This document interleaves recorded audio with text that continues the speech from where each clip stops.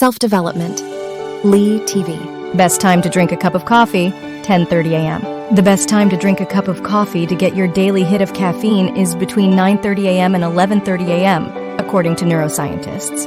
Caffeine interacts with a key hormone called cortisol, which helps to regulate the body's own internal clock and promotes alertness.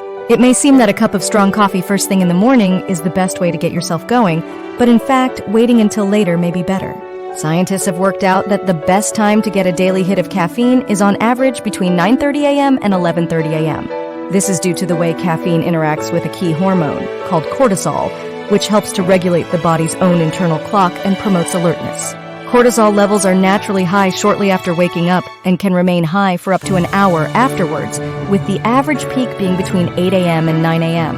Stephen Miller, a neuroscientist at the Uniformed Services University of the Health Sciences in Bethesda, Maryland, argues it is better to then drink caffeine after this peak as it promotes cortisol production. He said that drinking coffee while levels of this hormone are high can cause people to develop a tolerance of the caffeine it contains, meaning they often need an extra shot in their morning cup to get the same effect. Writing as part of a lighthearted look at the evidence on his blog, he said, "If we are drinking caffeine at a time when your cortisol concentration in the blood is at its peak, you probably should not be drinking it." This is because cortisol production is strongly related to your level of alertness, and cortisol peaks for your 24-hour rhythm between 8 and 9 a.m. on average. One of the key principles of pharmacology is use a drug when it is needed.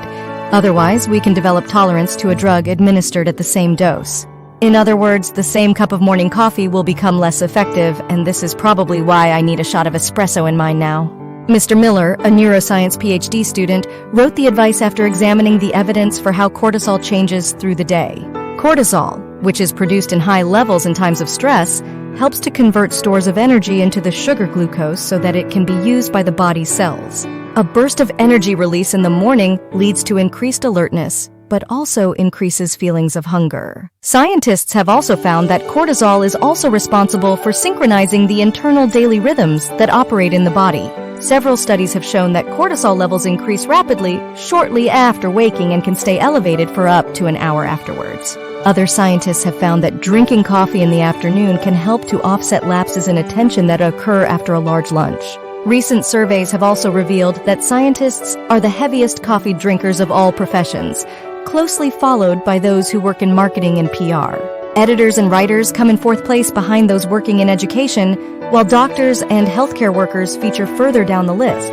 Mr. Miller said, although your cortisol levels peak between 8 and 9 a.m., there are a few other times where blood levels peak again, between noon to 1 p.m. and 5:30 to 6:30 p.m.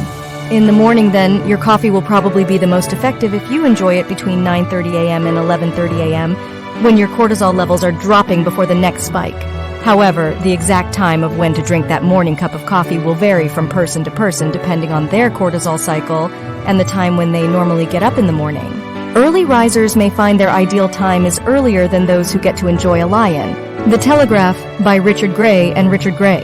Thanks for watching.